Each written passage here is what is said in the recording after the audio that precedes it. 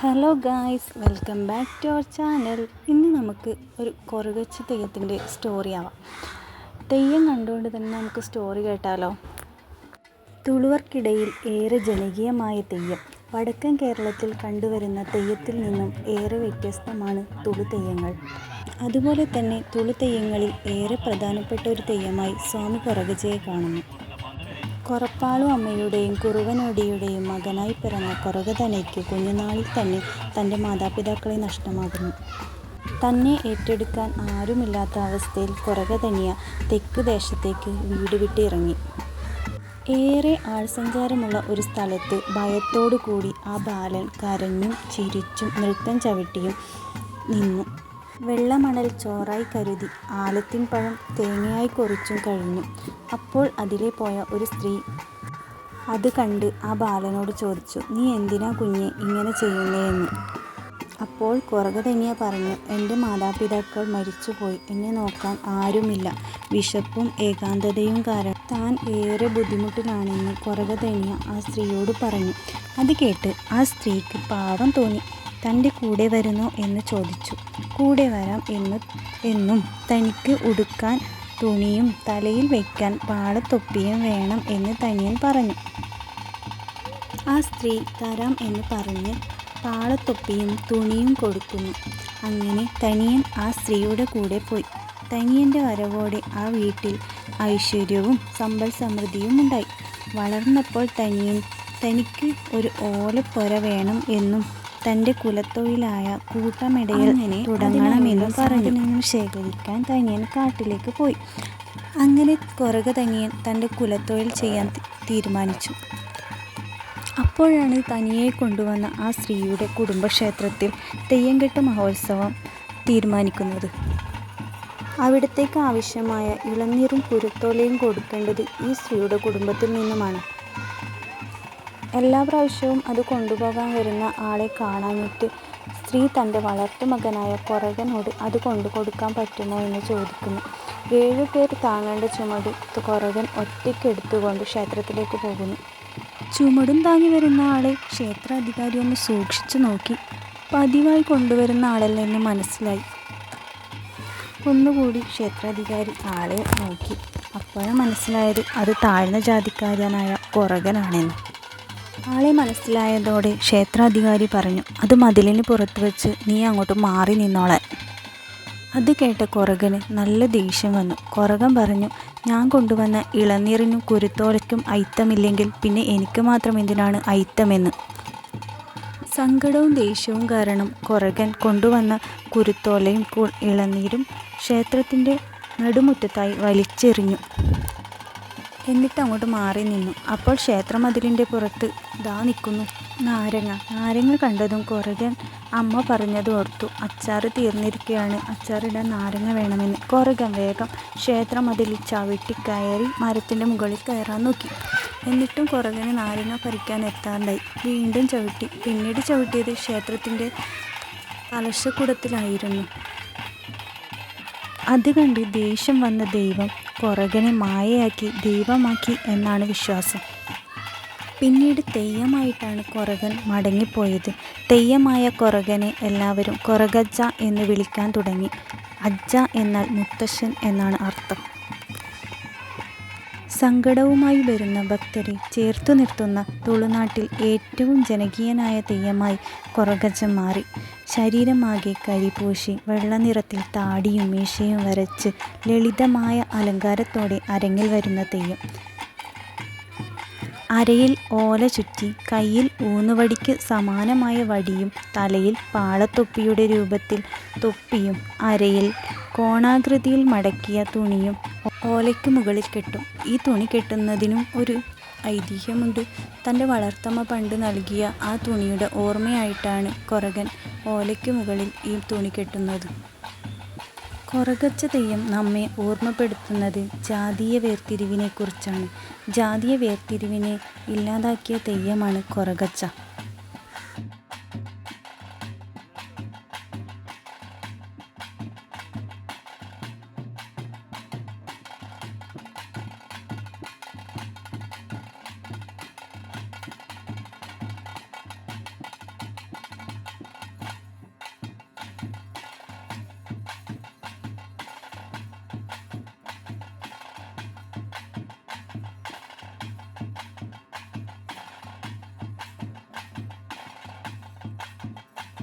ഞാൻ പറഞ്ഞ ഈ കൊറകച്ചൻ്റെ കഥയിൽ തെറ്റുണ്ടോ എന്ന് എനിക്കറിയില്ല.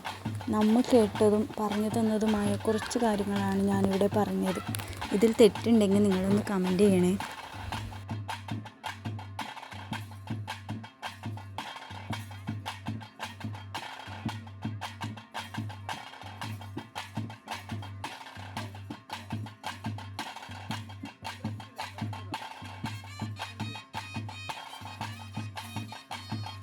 ഇപ്പോൾ നമുക്ക് കാണുന്ന ഈ കൊറകച്ച തെയ്യം ഉള്ളോടിയിലാണ് ഉണ്ടായത്. നമുക്കവിടെ കുറച്ച് നേർച്ചയൊക്കെ ഉണ്ടായിരുന്നത്, ലാവാരം തൂക്കാനും അതിനൊക്കെ ആയിട്ടാണ് ഞങ്ങളവിടെ പോയത്. എൻ്റെ നാട്ടിൽ, അതായത് കാഞ്ഞങ്ങാട് ഭാഗത്ത്, ഈ തെയ്യം കണ്ടുവരുന്നത് പൊതുവെ കുറവാണ്. എൻ്റെ നാട്ടിലുള്ള തെയ്യങ്ങളെക്കാൾ ഏറെ വ്യത്യസ്തമാണ് കൊറകച്ച തെയ്യം.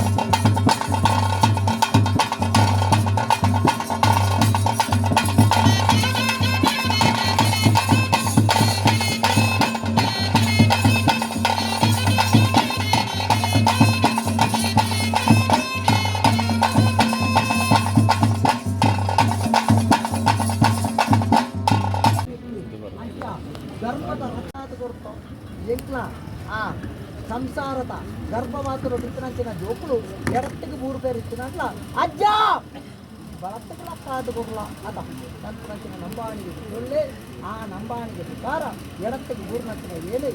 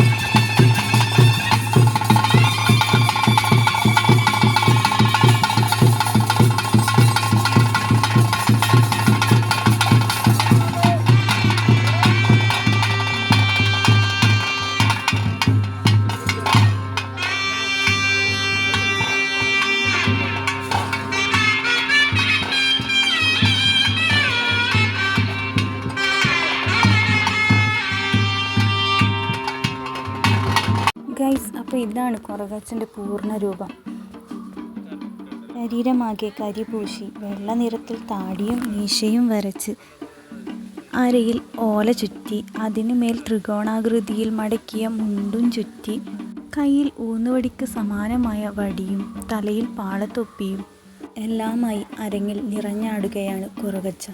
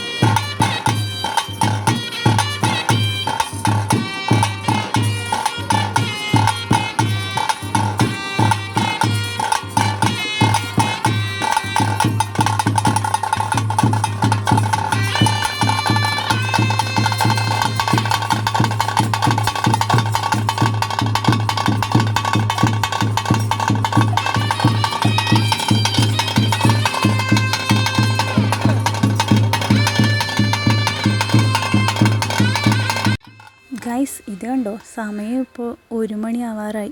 എൻ്റെ മോൻ ഇപ്പോഴും ഉറങ്ങിയിട്ടില്ല.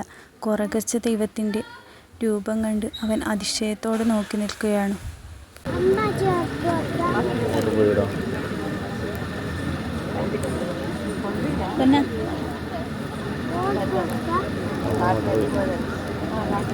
ഇനി കുറച്ച് ദൂരം പോയി തെയ്യം ആദ്യം തിരിച്ചു വരും. ഇതൊരു പ്രധാന ചടങ്ങാണ്.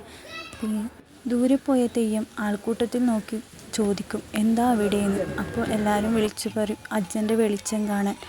അപ്പോൾ തെയ്യം സ്വയം ഒന്ന് പുച്ഛിച്ചുകൊണ്ട് പറയും, അച്ഛൻ്റെ വെളിച്ചം കാണാം, അച്ഛൻ കറുത്തവനല്ലേ, കുരങ്ങനല്ലേ എന്നൊക്കെ പറഞ്ഞൊരു ഹാസ്യത്തിലുള്ളൊരു സംഭാഷണം. പക്ഷേ ഇത് ജാതീയതയുടെ ഒരു തീവ്രതയാണ് അവിടെ കാണിക്കുന്നത്. ദൈവമായി മാറിയ കൊറകച്ചയെ പൂവിട്ട് എല്ലാവരും വരവേൽക്കുന്നതാണ് നമ്മളിപ്പോൾ കാണുന്നത്. ഇതൊരു പ്രധാനപ്പെട്ട ചടങ്ങാണ്. എല്ലാവരും സന്തോഷത്തോടു കൂടി അവരവരുടെ പ്രാർത്ഥനകൾ മനസ്സിൽ പ്രാർത്ഥിച്ചുകൊണ്ട് ദൈവത്തെ പൂവിട്ട് വരവേൽക്കുന്നു.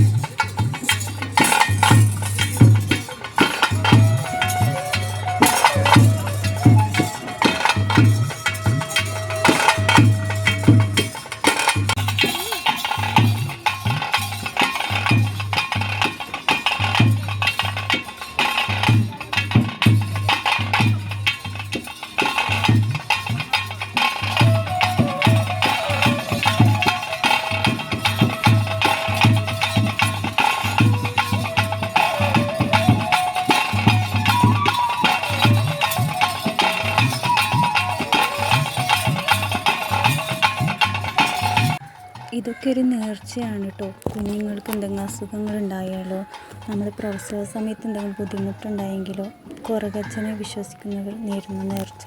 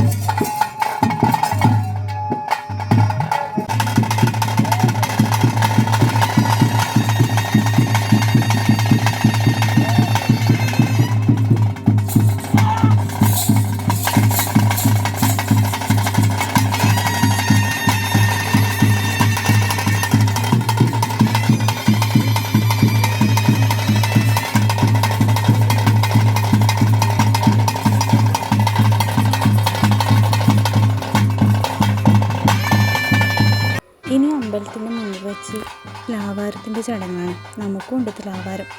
ഇനി നമുക്കത് കാണാം.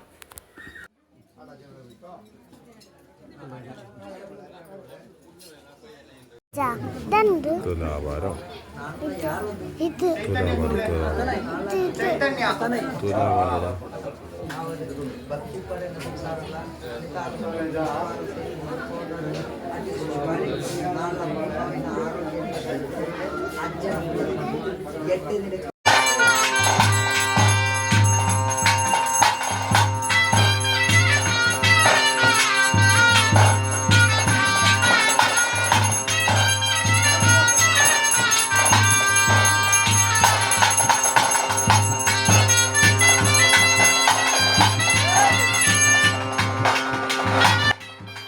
അങ്ങനെ അടുത്തതാണ് കേട്ടോ ഞങ്ങളുടെ തുലാഭാരം. ഞങ്ങളുടെ തുലാഭാരവും ഒരു നേർച്ചയായിരുന്നു. ഞാൻ പ്രഗ്നൻ്റ് ആയ സമയത്ത് കുറച്ച് ബുദ്ധിമുട്ടുകളുണ്ടായിരുന്നു. അപ്പോൾ ഇവിടെ വന്ന് പ്രാർത്ഥിച്ചപ്പോൾ ഇവിടുത്തെ സ്വാമി നേർന്നൊരു നേർച്ചയാണ് തുലാഭാരം.